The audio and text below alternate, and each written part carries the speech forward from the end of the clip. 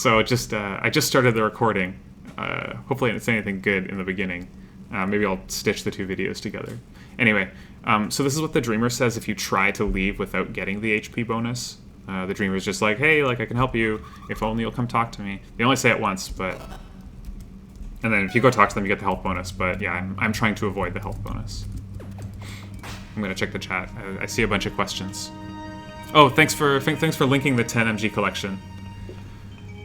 Oh, there was a time in the development when the HP bonus was inevitable. Yeah, it was automatic. Just anytime you died, it just handed you the HP bonus. It was something you couldn't say yes or no to, because I didn't want to put in like a conversation dialogue. I'd already designed this conversation system, and I didn't really know how to fit in like a yes/no option. So rather than, I mean, I think this is a good. It's a habit that I like to get into when I'm developing games, is not adding new features when you can kind of deliver an experience using what you already have. And so in this case, I didn't have a yes/no choice, right? I just didn't have that feature programmed into the game. So instead, the choice is just when you die, it's do you talk to them or not, which is a choice that's built into the mechanics of the game. I already have you can talk to this character, which gives you health, or you can go up these stairs. And really, everyone either talks to the character or goes up the stairs. There's not really any reason to mix and match these decisions.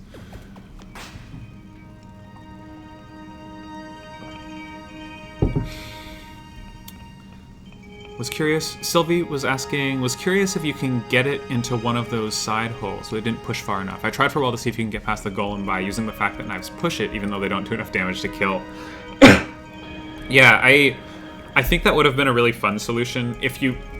Let's see, I don't think there's any weapons that really allow you to do it, but if you can get the... Well, I'll show that later. So the behind the golem is the second area of the game, and I'll get into golem tactics later on. Down here with these three explosive runes in the way, this is the third area of the game, and you can kind of tell what order the areas are in my mind because of the number of runes. So you can see this one has 1, 2, 3 thunder runes, and if you go up here to the top right area, this is the first area because there is 1 thunder rune. My favorite thing is if someone's down here and they want to get to this door, it seems perfectly reasonable for them to just walk and blow themselves up on this thunder rune. My favorite thing to see is someone who comes up here and is just a curious sort, and they just wander straight into that and die. I think it's really funny, just because there's no reason to go into that corner. So this is, so this is March. This is the second song in the game. I really like this one.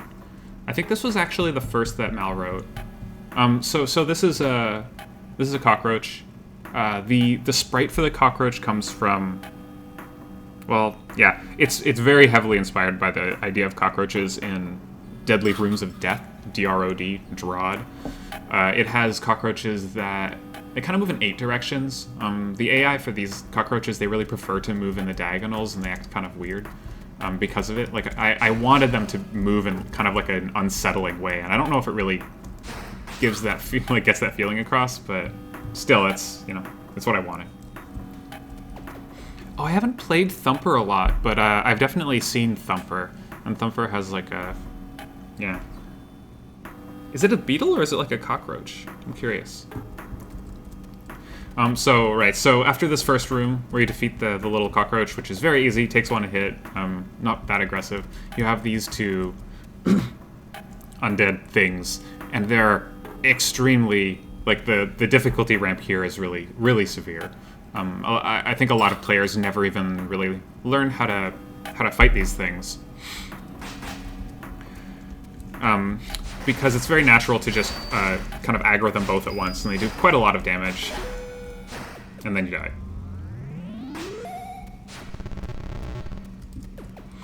So when you die, you just come back here, and again, when you're in the dream, you can talk to the dreamer to get more health, but I'm going to avoid doing that because I don't need it.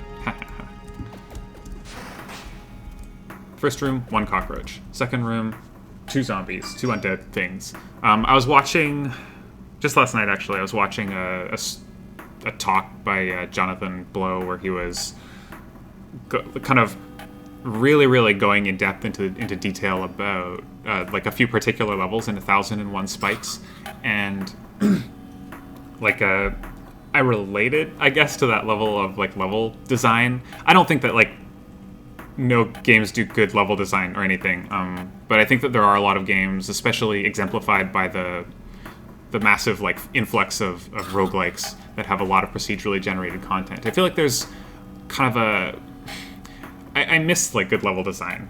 I miss the idea that we can design like really crisp, interesting, distinct levels.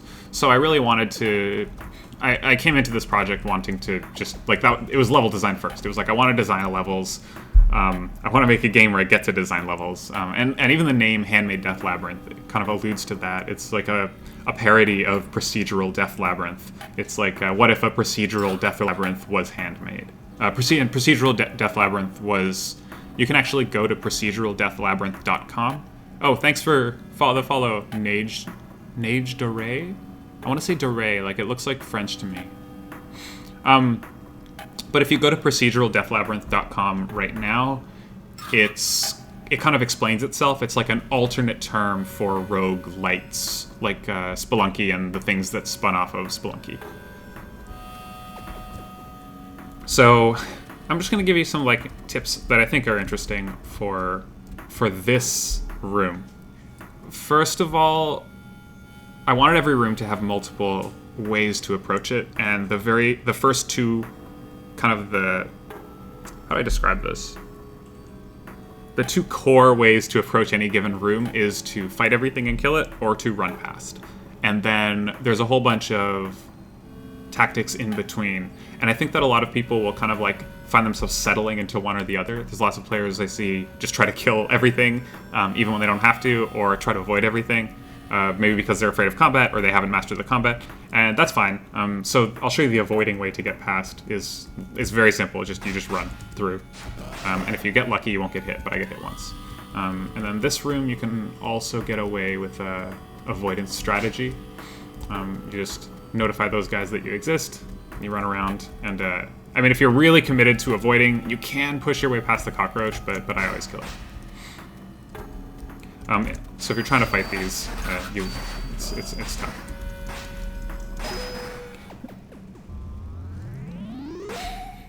Freya, I'm glad that I'm glad avoiding everything from roguelikes has been like translated over to this game. Like, oh, I can actually post the talk now. I'm just like posting too many things. Hold on. YouTube, roguelike, celebration, lightning talks.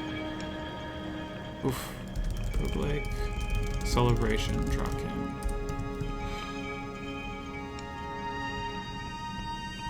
Well, I'll find it later. But part of the inspiration for this game was like, I mean, as I said, the procedural Death Labyrinth without procedurality. So it's cool that to hear about kind of like roguelike tactics bleeding over.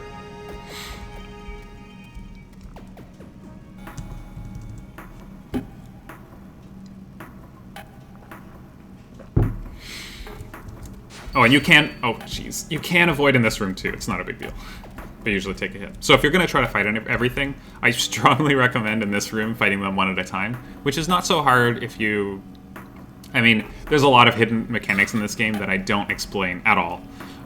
So, for example, these enemies will aggro if they get line of sight to you. So if I go just a little bit here, that one in the top left will see me and come towards me without the other one seeing me or coming for me. And when I say there's hidden mechanics, it's not like it's intentional, it's just, there's a lot of stuff that I tend to do in making games that I know feels good to me, and then, there's all these little details of implementation that go unexplained. So this dagger, I explained this in the last stream. every weapon, although you do only get one weapon in this issue. Every weapon has a certain angle that it is allowed to bounce at. It's just a number from whatever to whatever. And when it collides with something, this says like, am I allowed to deflect 180 degrees? And it's like, I think for the dagger it's like 70 something. So actually I think it's more. It might be 135. But it can, so it can easily do a bounce like this. But just a direct hit will always do that. And so that's another mechanic that's just I don't talk about. It's just part of the feel of the game.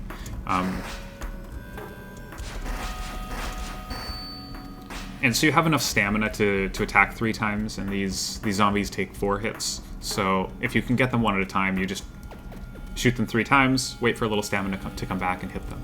All right, I see you have a couple of questions. I'm gonna take a drink of water. So Comedy Dreamboat. Oh, thank you for the follow, Comedy Dreamboat. Comedy Dreamboat asks, how long did this take to develop? And this is a hard question to answer because Handmade Death Labyrinth is, I'm not sure what to call it. Kind of like it feels like to me it's like the first game in a series. It's like starting a genre, but like just a genre just for me. And developing that genre, like Handmade Death Labyrinths in general, started around the 1st of May of this year. I've been working in Godot for a while, and I have like little pieces of library that I reused, so stuff like loading from tile sets and things like that. Issue 0 came together in about 2 months, but that was, of course, using the engine and even a lot of the content that I was already building for kind of the main Handmade Death Labyrinth game. So if this is issue 0, it's issue 0 because the one I was working on was going to be is what's going to be issue 1. And this tells like a really like specific story, and I want issue 1 and issue 0, and really every issue, I want them to really stand apart and be very different games, but within this kind of fake subgenre that I've made for myself. A lot of questions. Johnson, a lot of roguelikes, at least the turn-based ones, don't have the movement speed consideration, so it's hard / not in players' habit to just run past enemies. I find that in most turn-based roguelikes, you can still run past enemies if you're like willing to take a few hits, or if they're like quite far away. So if I was playing a turn-based roguelike, I could avoid that cockroach by like stepping here, and even if it noticed me at this point, I would have enough moves to kind of beat it to the stairs. Neoblow says, Samuel, repost your question if I missed one. Neoblow says, realized you could skip fights pretty early on, but I still did a lot of them just as like training for if there was one you couldn't avoid, and also because I didn't enjoy just walking to wherever. That's actually something I really, so if I hold tab and show the inventory, right now I only have 1 weapon, but you do get more, and I kind of regret that in the first part of the game you only have 1 option. Like games to me are about play and fun, and fighting stuff along the way because it's more fun than walking is so core to what I want out of this game. There is a lot of repetition because if I die here, right, I have to replay the whole. I have to go through the whole early part of the game again, and especially with issue 1. So I don't know if I've really talked about this much anywhere, but like issue 0 here, it has 4 branching paths.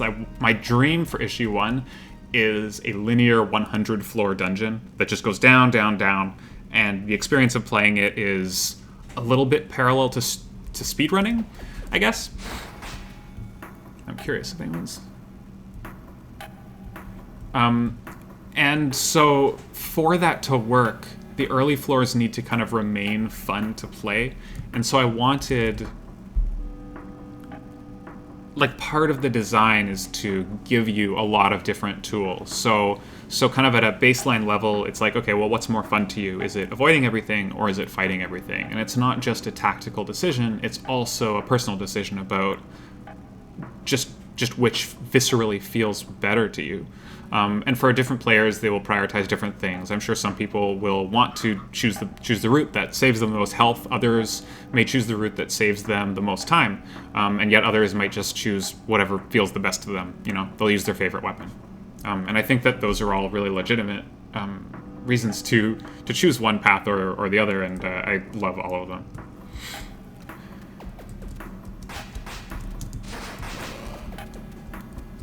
Oh yeah, so I just did my good avoidance tactic here, where I throw a dagger at the right zombie so that it won't hit me. This is just like a little route that I've found after playing through this level too many times.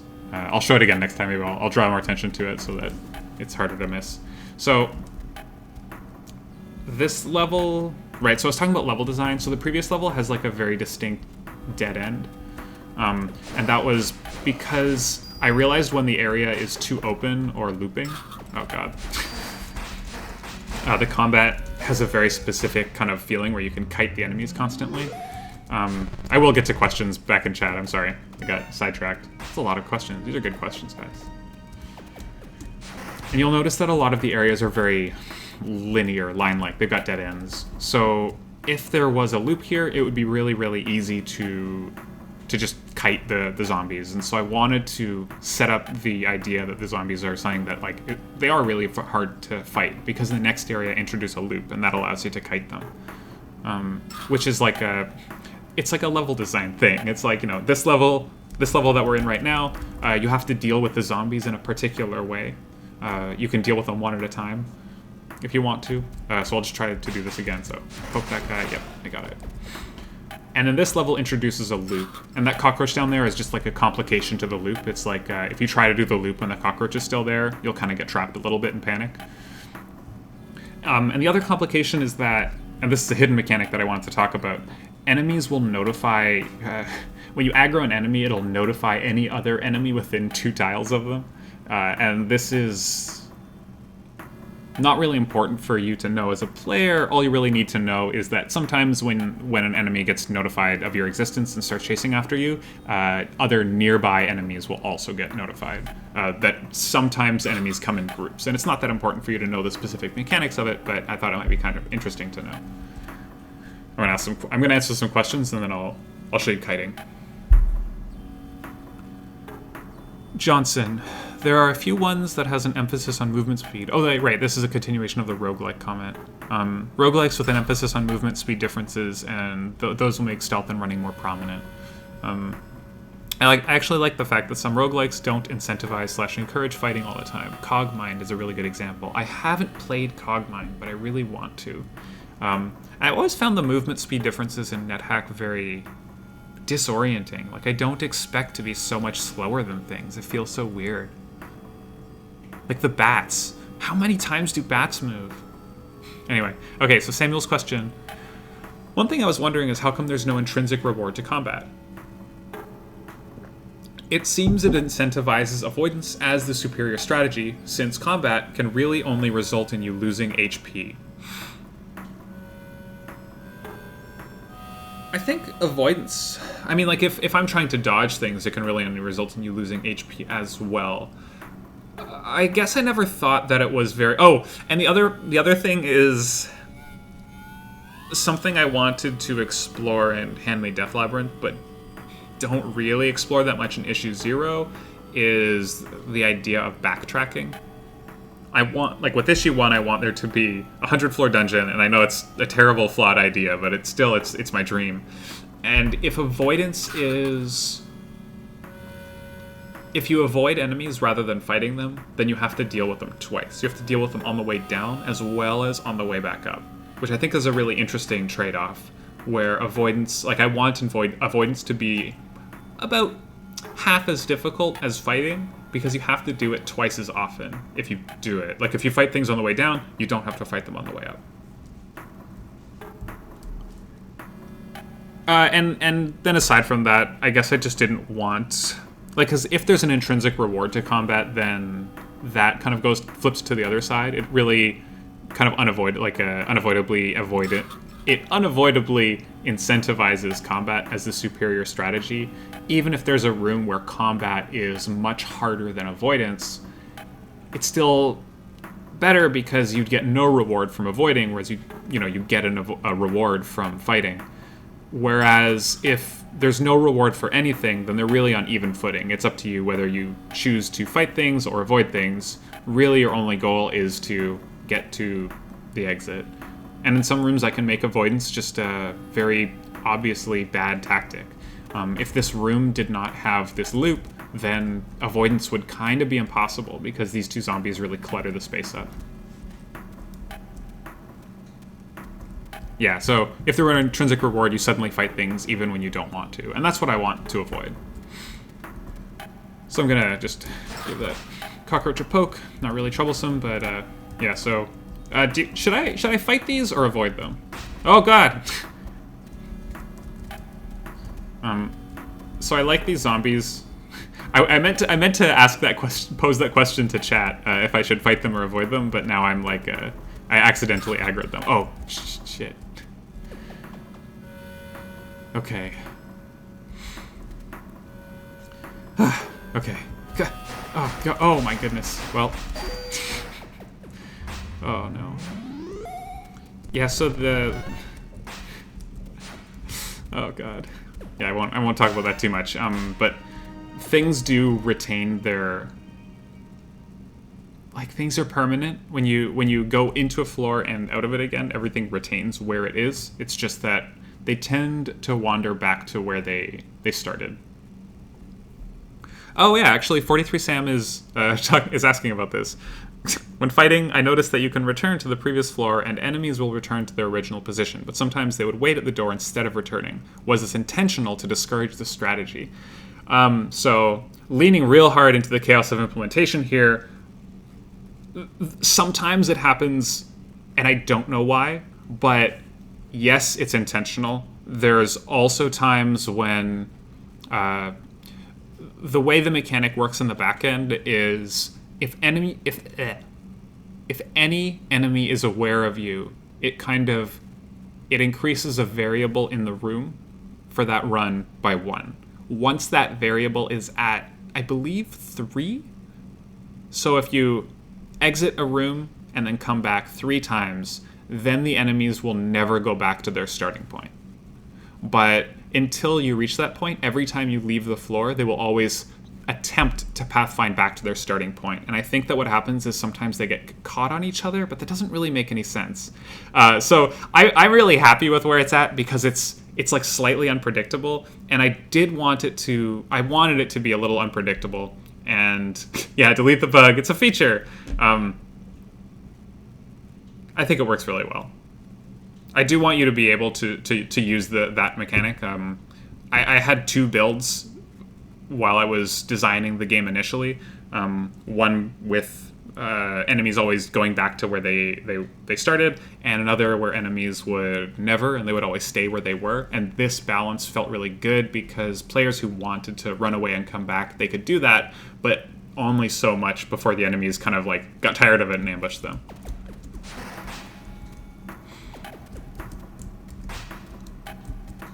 Oh, I do want to talk about what Samuel is saying because I think it's real cool. But I'm at like 28 minutes and haven't. Oh no, yeah. So the enemy daggers have the exact same stats as yours, so they have the same ricochet stats, same damage. So you can actually, your daggers do 25 damage and you have 100 health. The zombies' daggers do 25 damage and they have 100 health. See. I'd say avoidance has the edge by quite a bit in issue 0, but that fits the repetition super well. Learning how to run past successfully is super rewarding. Learning how to deal with repeated parts fast. Yeah, I think that shifting the player, having as you play, your priorities shift as you interact with things, and I think that this is part of why the 100 floor dungeon is not actually going to work in practice, because for that to work, let's say you die on each floor and then you always beat it the next time, you're gonna have to, basically, for that to stay interesting, the first floor is gonna need a ton of different viable strategies that you're always learning how to improve, otherwise it just becomes repetition. Yeah, so Freya, the enemies have the same stamina mechanics, but they do have different stamina values from you. So you have 100 stamina, and which is enough for 4 daggers, and for these guys, I gave them, oh no, I gave them enough stamina to throw 2 daggers because they initially did have the same stamina as you, but I found that was way too punishing. So now they have enough for 2 daggers. So if you get really cornered by one, but you have full stamina, then they can really only get 2 off, and then they wait a while for their stamina to recover. So I think the zombies have like 50 stamina. How much does it cost? It costs 40? Yeah, they probably have something like 50 stamina. Oh, and no one really asks about how the stamina works. I think it's pretty evident, or at least intuitive. You can see that it goes into the yellow, and there's this kind of weird bar. I tried my best to really just clone Dark Souls stamina mechanics, and then as long as that was working, I didn't touch it. Alright, so half an hour in and we're at the first wizard.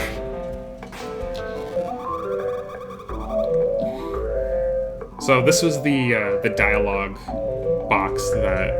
This is the first dialogue box that I designed in the game. It was when you pop around that corner, the Wizard of Five Things sees you, and then the Wizard of Five Things is just like any other enemy. This gets triggered when the Wizard of Five Things sees you and aggroes on you. The bar above the player/wizard's head is their head. I've had a few people mention that before, and I have no excuse. It's the head. It's just a stylized head. Oh, I'm really not talking about the wizard much. I'm just, you know, this is a fight. Oh god, this is a fight that a lot of people have quite a lot of trouble with, and for good reason. It's not a very easy fight. The wizard throws 5 different things at you, and they all do really wildly different things, and I just kind of skipped through this whole fight because I was answering about the head. So, a tip for players who might have played the game but not seen this, the crystal up here, if you destroy it, it's what recharges the wizard's things. So, normally when you're doing this fight, yeah, and I'm friend with a wizard, we can just hang out. The crystal is what recharges the wizard's things, so normally when you're doing this fight, the wizard will throw 5 things at you, and I wanted them to be completely out, but I'm pretty sure it was you, Sylvie. I was talking to Sylvie, and she was like, it's kind of like, there was like a different version of the fight where the wizard just ran out of things, as you see here, and there's another version where the wizard kept going with all the 5 things, just over and over, looping. And the looping version was more challenging and interesting, so I brought back the looping version where the wizard keeps getting their 5 things, but you can stop it by destroying the crystal, which I think is cool. Right, so I'll properly do this fight. This is like poison. Alright, I swear I'll get to the second area shortly. I just want to do a nice proper wizard run. So what do I do when I'm speeding this? I kill that one. Yeah, I like to run past these without taking a hit if possible. Oh no! Oh boy! Bad. Kill that, and I'll kite these. And if you go too fast, then the one at the back will turn around. So I'll just go a little bit too fast so you can see. Yeah, so it turns around. And this is just pathfinding. Like the enemy AI is really, really simple. It's a dynamic that I kind of stumbled across when I was implementing pathfinding for a different game, and I just loved it, and I've never changed it. It's just they pathfind towards you once they know where you are, and if they can see you directly, they head straight for you. There's like little details here and there, but it gives a good sense of life to them. 25 HP wizard, don't mess up. Right, so you can see the Wizard of Five Things is holding this... It's holding the poison wand. It's kind of hard to see. So, I guess I'm ready for that. I don't want the poison to end up where I'm standing, because then it's really hard to leave this room. Oh, and the Wizard of Five Things says some different lines as you visit them again and again. I was hesitant to do this, but John convinced me that I probably should do this because it's a fight that people will repeat a lot. I just didn't want to get into... I didn't want to, like, force someone to want to, like, die and repeat this fight over and over just so they could see all the wizard dialogue. But there's a bunch of different dialogue. It's... I don't know. I did it. I did some. I think the third one's pretty funny, but if I beat the wizard successfully, you won't get to see it on the stream. Alright, that's the bouncy one. Oh, the bouncy one's so troublesome. Oh my god. Okay, okay, good. So that's the explosion one. This is the icicle one. Actually, the icicle one is... oh my god. Well, you'll get to see the funny wizard line. I'm kind of talking too much, but such is the stream. You don't even get to see my face, so I have to keep talking or you won't know I'm here. 43 Sam found a bug in this fight. I died to the initial hit of the explosive shot, and after it exploded in the dream. Oh, the game just quit after that. Oh no. Huh. That's I see. That's really unfortunate. Yeah, if you have something stuck into you, it doesn't get despawned when you go into the dream. I really wonder what happened. Thank you for everyone. So I think I actually like this a little bit more, just for its reliability. Oh my gosh, what? I thought I'd hit it 4 times. Unfortunate. Oh god, again, 25 HP wizard. Maybe I should stop being so stubborn and just take some of that health bonus. If I die to the wizard again, I'll take the health bonus. I'm the wizard of 5 things. And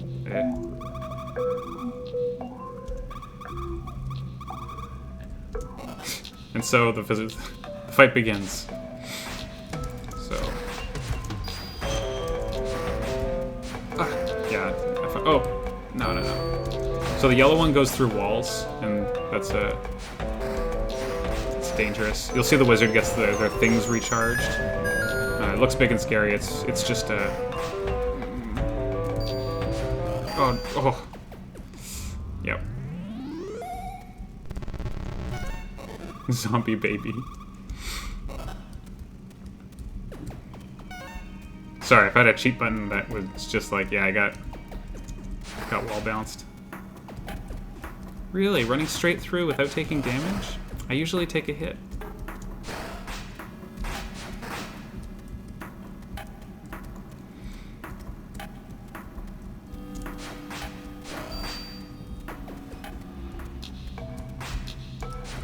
Oh, and then just one time the wizard doesn't say anything. I don't know if I should have done this more often or less, but that is what it is.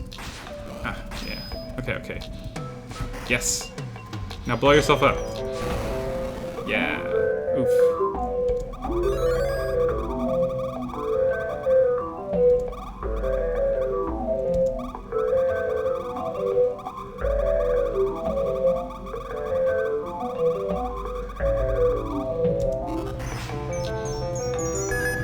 So that was me getting my wands recharged. And so just like that gem will recharge the wizard's wands, it will also recharge mine.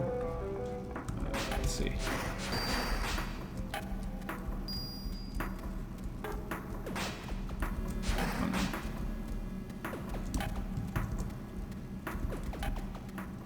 Oh, no. 11:40. I took way too long, just meandering, but I guess those are your questions, but they're good questions. I do really want to talk about the second part of the game. So you can rest on that bed and it recharges all your wands. There's a lot of different ways to get past this golem, but something that players often get stuck on is not realizing that you can use 2 things on the golem at once. The explosion and the lightning wand both kind of do enough damage to almost kill the golem, and you just need to combine them with a regular dagger. And then you can also use the icicle to do it. That's kind of a new addition, and it's a little bit more random. Are there any random elements in HMDL? Yeah, the order of the wands that the wizard uses are random. There's probably a little bit of randomness in like the physics and the pathfinding. Maybe that's just like floating point number, like effective but not true randomness. And the icicle wand's pattern is totally random. Okay, just stab. 199%. So if you push, so the golem stands here and always tries to come back to its starting position, but it doesn't pathfind or anything. So if you were to possibly push the golem to about up here, it actually it slides real nicely into this spot. It's quite funny. The golem would just boop boop boop boop boop, and then the golem's over here. Yeah. So there's a second area in the game, and you can see that there are 2 thunder runes here. Again, this is just like, I feel like this is maybe not good level design, but like dense level design. Like They are there for a specific reason. This room just exists to kind of trip you up. I love that they're placed in the straight path to the door. Yeah, like if you're not really looking. Oh, and someone did mention in chat earlier they didn't even realize it was tied to the runes, and I'm sorry for that. I guess they just felt like it was just like randomly exploding and killing them.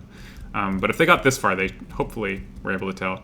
But you know, if you're watching because you need some tips and help, I do strongly recommend use a strong wand, the first, the third, or the fifth wand on the golem, and then just stab it as much as possible, and it will die.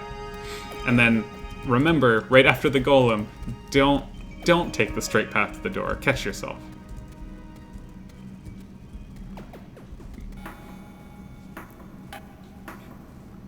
So this is the second area of the game. It's like a bit slimier. I made it on stream while Sylvie was watching. Sylvie helped a lot. Good comments. And I love these stairs. Oh, I love these stairs that kind of look half submerged in slime. And like all these ripples were really fun to play with. I just drew a bunch of like weird ripples and stuff on the edges of tiles and decorated.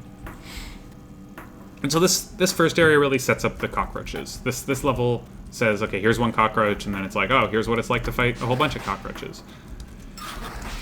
And it's not too bad, but if you don't know what you're doing, you can get swarmed, and they can kind of pin you in a corner. This area is like, oh, like, you know, there's a few more cockroaches. I don't think at this point... Yeah, Samuel, the first cockroach stack. So in the first room, you can actually see as those roaches aggro on you that they're overlapping each other, which you probably won't notice. But I think pretty much everyone notices here that these cockroaches stack. So you can see it looks like one cockroach, but there are actually two kind of hidden together. And eventually they do split up just because of the randomness of their movement. And it's supposed to be kind of like this disturbing, like, you know, it's... I didn't expect that. I wanted the cockroaches to have this kind of disturbing, surprising quality to them. And so this third cockroach stack, I love this.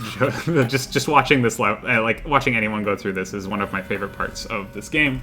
It's like a million. It's like 9 cockroaches, and it's very easy to just get caught in this corner if you're not really prepared. If you're like if you're just thinking about charging through, and they'll just bite you until you die. I actually have enough stamina to just barely get through, or not.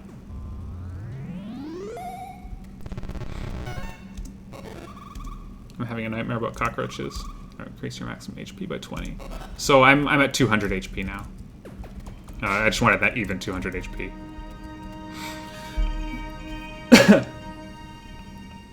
Something I love... Oh, thank you. Something I love about your games in general, droqen, is how unique situations you manage to set up entirely within simple systems. Most games would go for unique scripted interactions, but HMVL does most of this within basic systems. It's unbelievable. Yeah,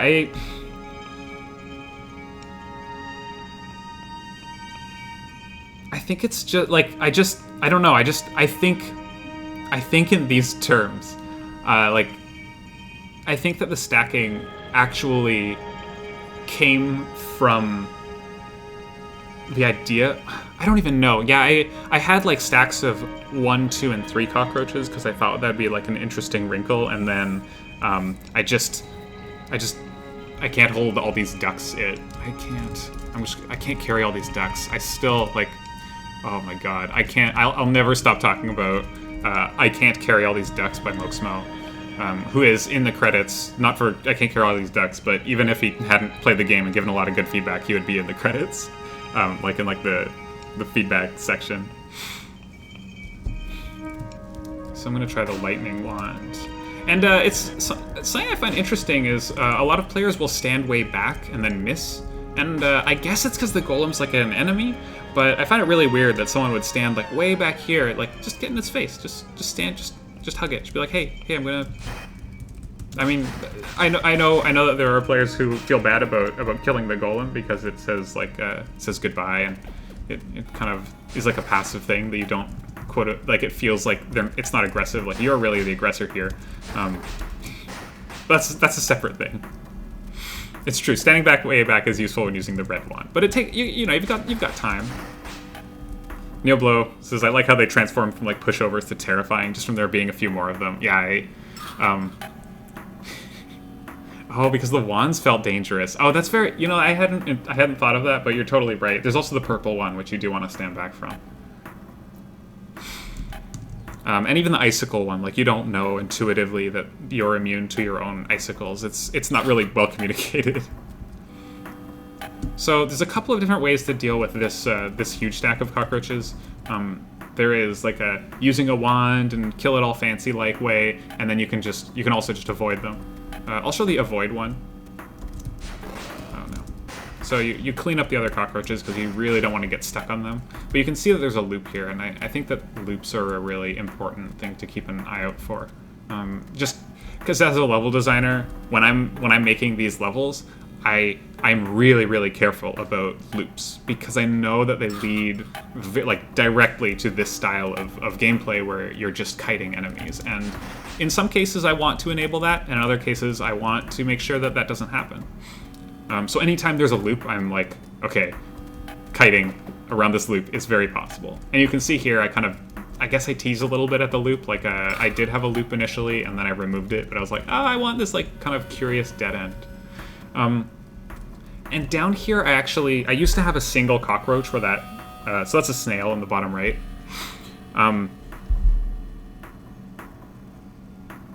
That's a snail in the bottom right, and I used to have one cockroach there because I wanted to make this, to me, hilarious joke that you just got through this room where a single cockroach was like 9 cockroaches, and I wanted this like dread of like, oh no, how many cockroaches is that?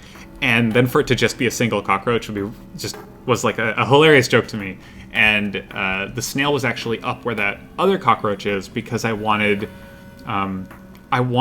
to make people fall, like trick themselves into thinking that they should kind of clean up that enemy up there before dealing with the giant cockroach stack, and then going down and seeing that the cockroach stack is just a single cockroach. But I feel like as like a design joke, it didn't really land. There is no way to go up to the cockroach in the top right here, and some people definitely do go provoke it and get into fights with it, and I think that I still kind of get the effect of that joke a little bit. It's completely pointless. There's nothing up there. It is also there so that if you dodge the snail too intensely, you get accosted. Yeah. But for the most part, like, yeah, it's like a little bit of like a pressure, but yeah. Oh, Samuel, when you say your favorite room in the game, you mean this cockroach room or the snail room? Just clean it up for fun.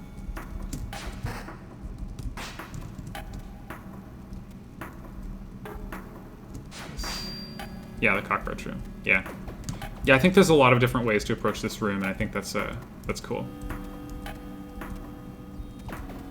So this snail is like a monster. Like it does these attacks, like lots and lots of them. If you try to go head in, it will like very quickly kill you, unless you have a ton of health. But it's very overwhelming, right? Like you go in and you're thinking, hey, this is like a regular enemy. I'm gonna maybe even try to run past it.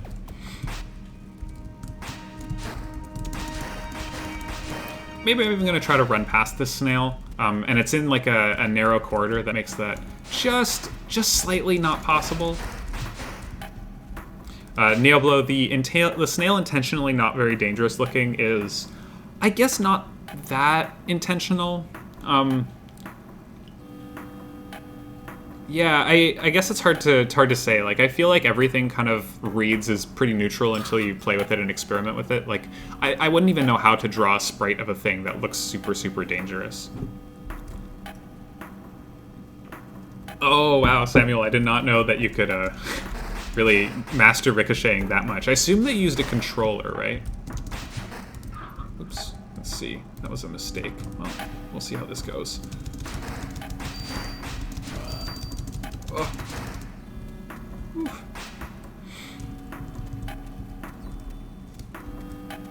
Yeah, so the way that I tend to deal with this snail is... yeah, I love keyboard.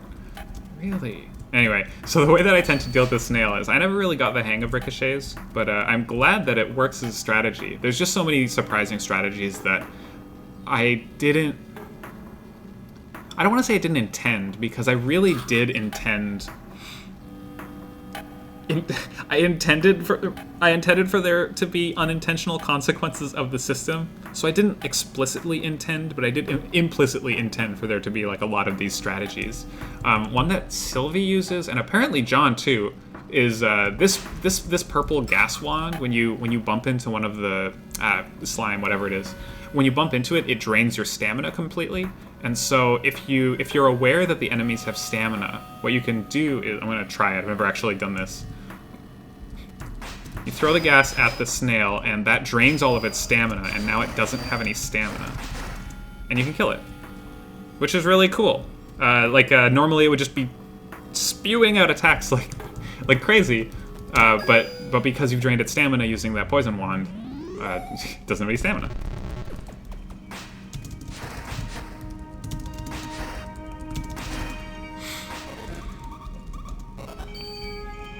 And I think that the golem encounter is probably one of my least favorite sticking points in the game. It just doesn't really gel with the idea of being able to do whatever you want and being combat-y, and you really can't avoid it. But it is what it is. It had to be this kind of obstacle, so I'm fine with it. Just my thoughts on the golem. Yeah, so I'll show you another way of dealing with the snail's stamina. And even these little cockroaches have stamina, but I don't know if there's really any situation where you'll notice it.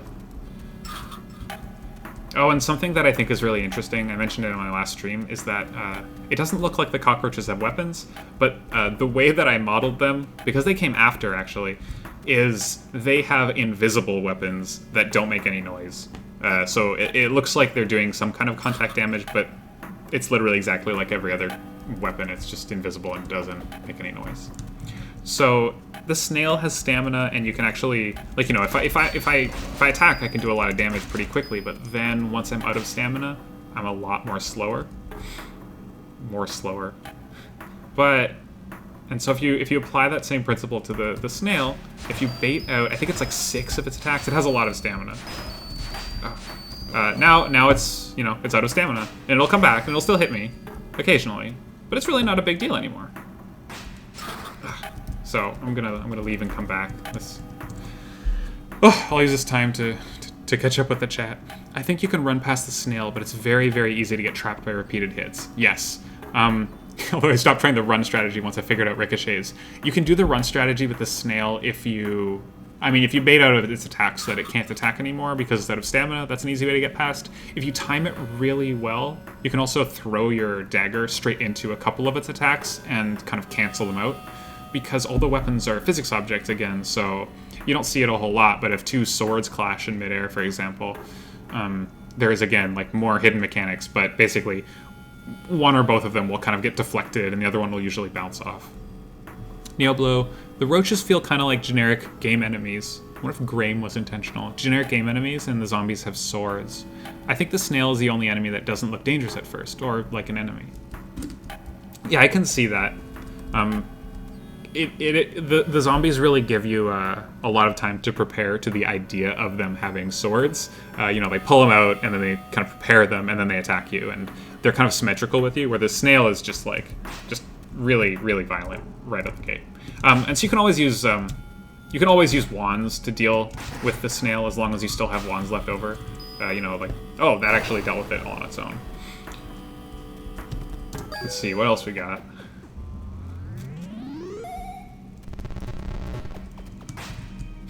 For me, the snail was just a pretty rock at first. And yeah, Samuel, the enemies have stamina, and I really like that everything is so symmetrical. Oh, Sylvie, I changed the blue wand a little bit. It used to not be as strong, but it now is. Killed by a pretty rock. Delay. Is there any effect when you touch the bed and reset things, or is that a true secret mechanic? Oh yeah, it's the same as dying. That's it. It's just death. If there was so I want, with I mentioned backtracking, and in issue 1, depending on how the design goes, the bed will do something different from dying. It will save your progress, whereas dying will have you actually lose progress.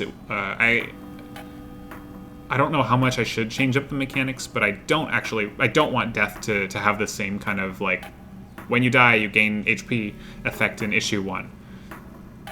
The reason that it's in issue 0 is because it was designed for 10 MG. I'll link the bundle again. Find the link. Oh no, I'm wasting all my time finding the... Let's see, copy link address. So that's the 10 MG collection. It's a collection of 10-minute games, and I wouldn't have made issue 0 without the prompt of make a 10-minute game. And this game is by no means a 10-minute game, but I wanted to make sure that quote-unquote anyone could beat it. And so the very aggressive, like, when you die you get a health, if you die to the right things you get a ton of health, that is because I want the game to be... I wanted this game in particular to have a very kind of like to mellow out very quickly if you're having a lot of trouble. What I mean is there any audio visual feedback, or does it just secretly reset things? I guess it just secretly resets things. The bed, it's supposed to just be representative. Like, it's just supposed to look and feel exactly like death and use the same language. Oh, one sec. My robot started. I'm going to turn off my robot. I'll be back in a sec. I'm almost done.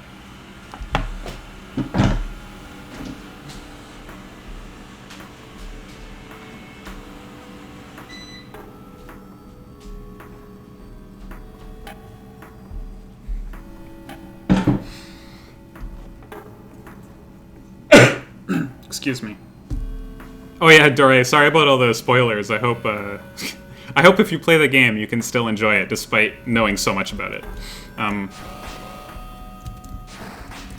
I'll just clean up these roaches.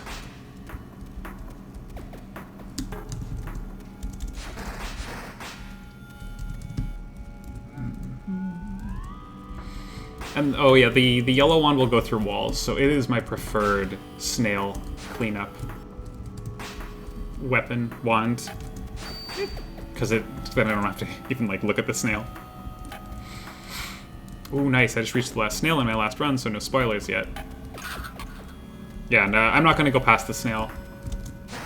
Oh no, oh my goodness. Come on, come on. Oh no.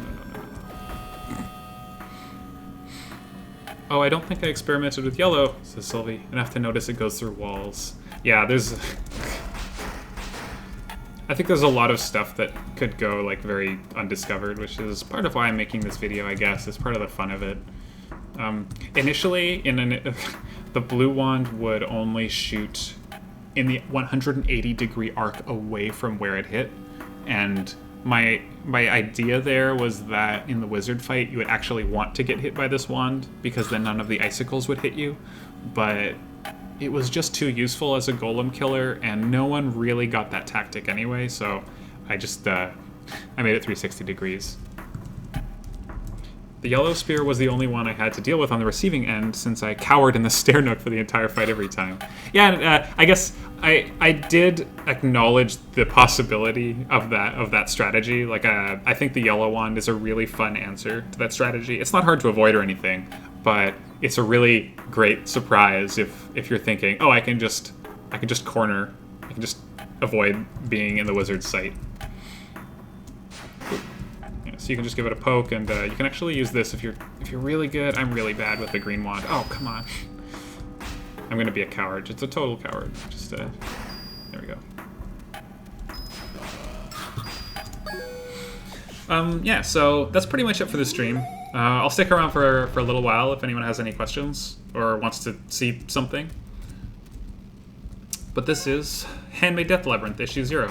I appreciate you coming to stream to check it out a lot.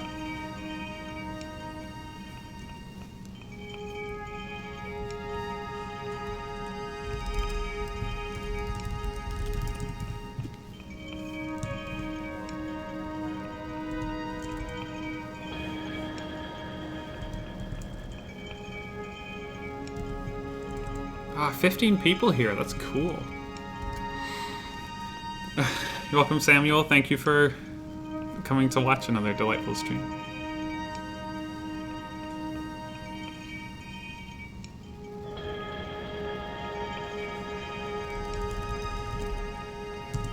Buy the soundtrack. It's also free, but, you know, buy it.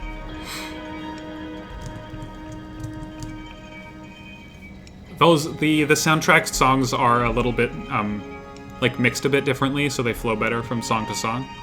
Most of my questions now are about the ending, so I'm going to refrain. It's interesting to hear about the snail room's intentional dead end. I found it mysterious. Yeah, oh yeah, there's something I should get into a little bit. I do a lot of things that are, I guess, red herrings, and I don't know if they are meant to be, but I definitely lean into them. Come on.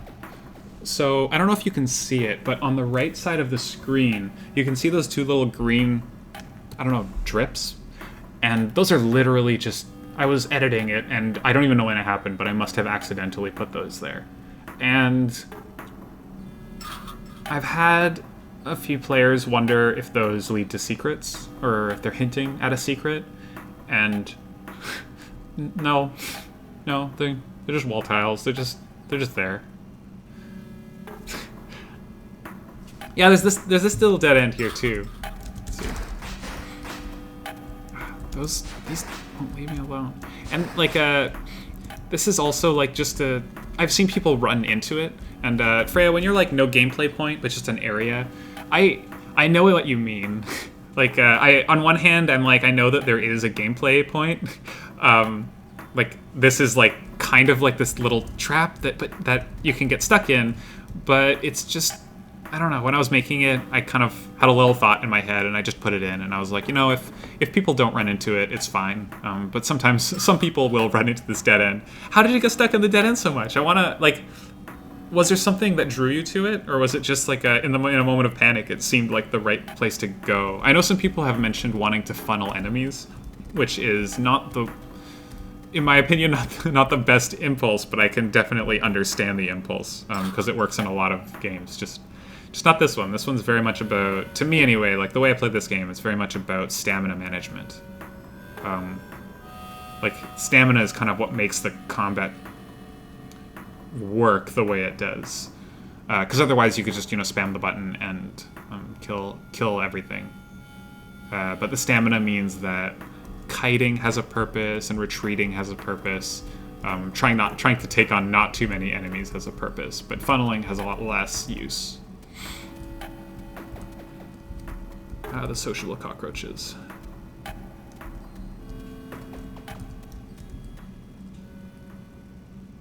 Oh, and once you have enough health, you can touch these explosions and you don't die until you do it again, because they just do 150 damage.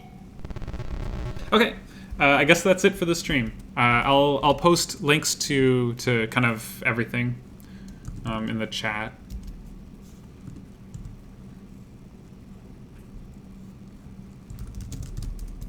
If you're watching this for some reason and you don't have the game, you can get the game.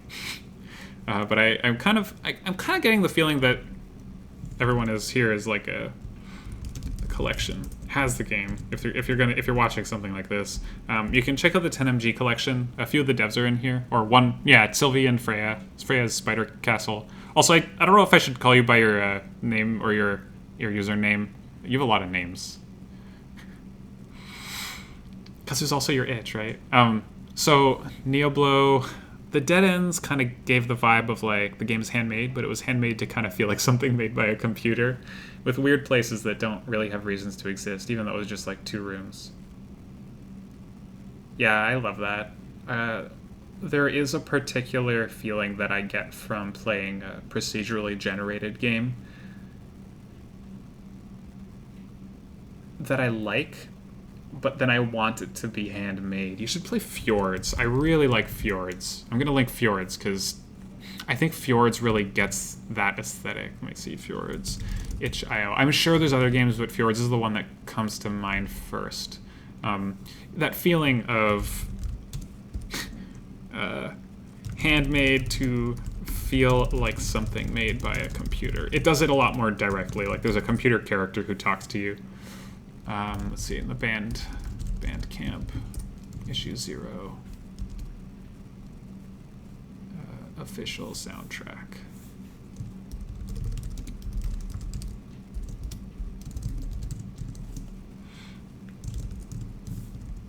Yeah, fjords. Fjords represent. Tweak deck. Oh, and I'll put the 10-min games thing here too. If you're interested in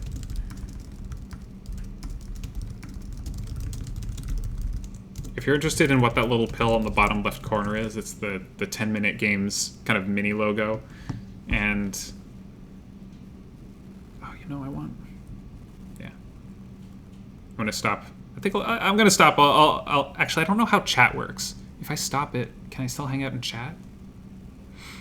Yeah, I saw some people watching on Steam, but I haven't seen any chat in Steam, so that's fine. Oh, there's like 7 people now. Possibly it's just all of you clicking on that link.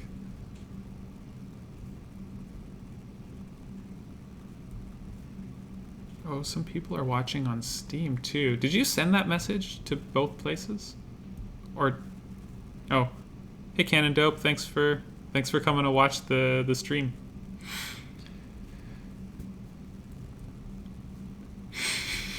Okay, Samuel, you're messing me up. All right, I'm gonna kill the stream now. You can message me on Twitter. I'm assuming that you discovered this through Twitter, but in case you don't have me on Twitter, feel free to send me messages or DMs or whatever you got.